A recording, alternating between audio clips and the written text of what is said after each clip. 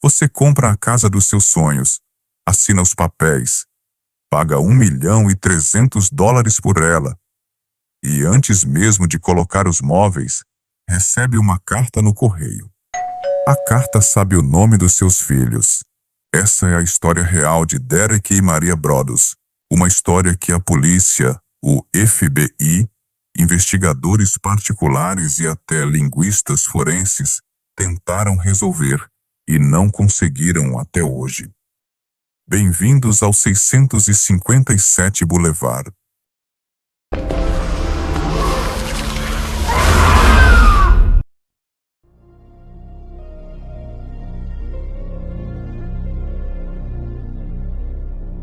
Era junho de 2014. Derek Broaddus tinha acabado de completar 40 anos. Era vice-presidente sênior de uma seguradora em Manhattan, casado com Maria, que cresceu justamente em Westfield, uma cidade no estado de Nova Jersey, a menos de 1 hora de Nova York.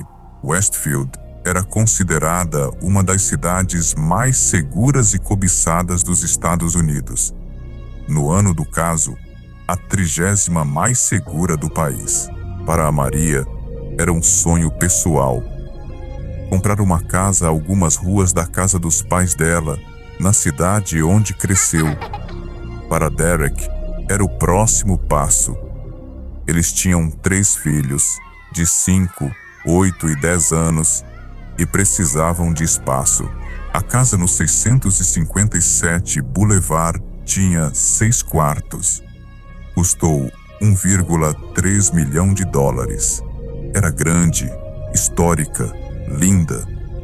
Daquelas casas que você olha e pensa, chegamos. Mas antes mesmo de dormirem lá pela primeira vez, uma carta chegou pelo correio. A carta começava quase como uma mensagem de boas-vindas de vizinho. Mas conforme Derek lia, alguma coisa ia ficando errada. Profundamente errada. Ele sabia que havia crianças. Sabia das reformas que estavam acontecendo na casa. E se identificava como alguém que estava observando aquele endereço há gerações. A segunda carta chegou semanas depois. Desta vez, o tom era outro. 657. Boulevard está ansiosa para vocês se mudarem. Faz anos e anos, desde que o jovem sangue dominou os corredores dessa casa. Quem sou eu? Eu sou o observador e estou no controle do 657 Boulevard há a melhor parte de 2 décadas. Eu passo por aqui muitas vezes ao dia.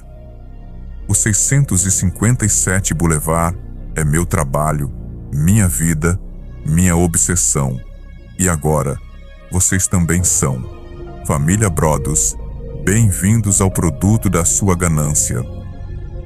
Ele sabia o nome deles, sabia da casa por dentro, e dizia que passava por lá várias vezes por dia. Derek e Maria nunca dormiram no 657 Boulevard.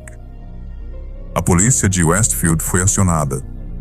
O detetive Leonard Lugo assumiu o caso. Pediu descrição. Os Broaddus concordaram. O principal suspeito surgiu rápido. Michael Langford. Peggy Langford era dona da casa ao lado do 657. Tinha mais de 90 anos e dividia a casa com vários filhos adultos, todos com pelo menos 60 anos.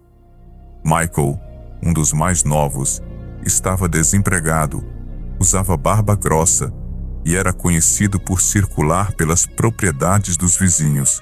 A família morava ali desde os anos 1960, exatamente a época em que o observador dizia que seu pai teria começado a vigiar a casa.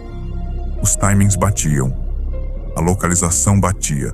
Tudo batia. DNA encontrado em um dos envelopes sugeria que o remetente poderia ser uma mulher, o que redirecionou as suspeitas para a irmã de Michael.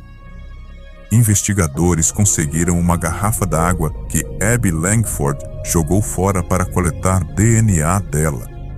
Os testes provaram que o DNA no envelope não pertencia a Abby Langford. O Ministério Público removeu os Langfords da lista de suspeitos. A polícia de Westfield reiniciou a investigação do zero. Um ex-agente do FBI foi contratado. Um linguista forense analisou o estilo de escrita das cartas. Nada. E aí veio uma descoberta que todos tinham perdido. Outra família que morava na mesma rua havia recebido uma carta misteriosa na mesma época em que os Broaddus receberam a primeira. Eles jogaram fora, achando que era uma brincadeira. Mas um dos filhos adultos mencionou o fato em uma postagem no Facebook. O observador havia mirado em outra casa. Isso mudava tudo. Isso sugeria que não era pessoal, era territorial. Era aquela rua. Talvez aquela cidade. Enquanto a investigação emperrava, a vida dos Broaddus despencava. Derek passou noites inteiras agachado no escuro dentro da casa vazia, com câmeras instaladas, tentando flagrar alguém. Mas se o observador sabia onde Derek estava, é provável que simplesmente mantivesse distância. Derek desenvolveu depressão. Maria desenvolveu transtorno de estresse pós-traumático. Ambos foram tomados pela paranoia.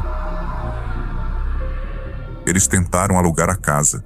Em 2017, o inquilino recebeu uma carta nova. A carta listava formas de vingança que poderiam acontecer: um acidente de carro, incêndio ou até a morte súbita de pessoas queridas. Eles tentaram processar os donos anteriores por não terem avisado sobre a carta que receberam. A ação foi arquivada.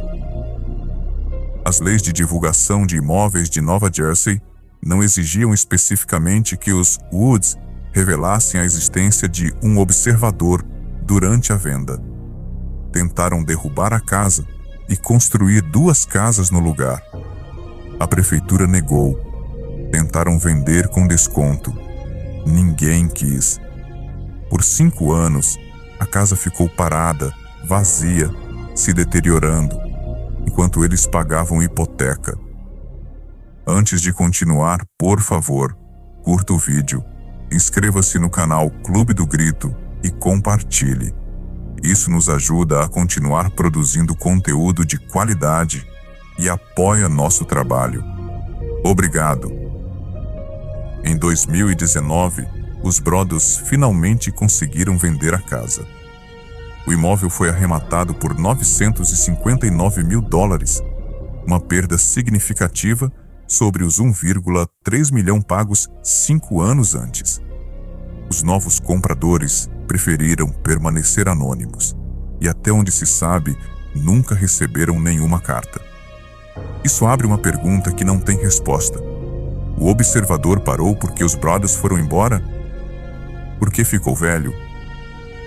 Porque morreu? Ou porque simplesmente decidiu parar? Em 2022, Ryan Murphy adaptou a história para a Netflix.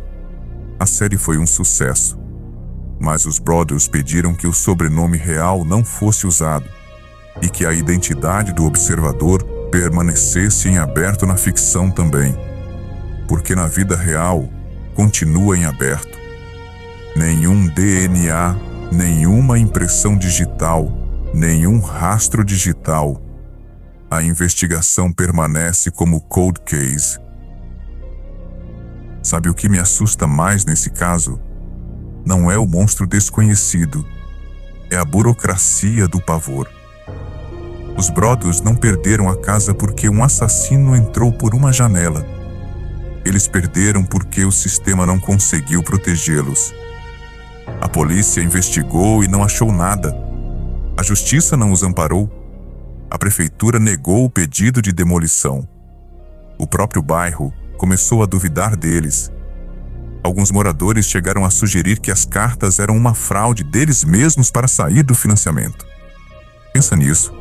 A família comprou a casa dos sonhos, pagou 1,3 milhão, e a única coisa que aconteceu foi uma carta, sem invasão, sem crime físico. E mesmo assim, perderam tudo. 5 anos de hipoteca, a saúde mental, a sensação de segurança, terror psicológico puro, sem precisar de uma arma. O 657 Boulevard ainda existe. Alguém mora lá agora. E o observador, seja quem for, nunca foi identificado. Se você passou por essa rua em Westfield hoje, não saberia que nada aconteceu ali. É uma casa bonita, num bairro bonito, numa cidade segura. Mas alguém, em algum momento, escolheu aquela casa como sua obsessão e levou esse segredo embora, sem resolução, sem catarse, só o desconforto de não saber. Até a próxima.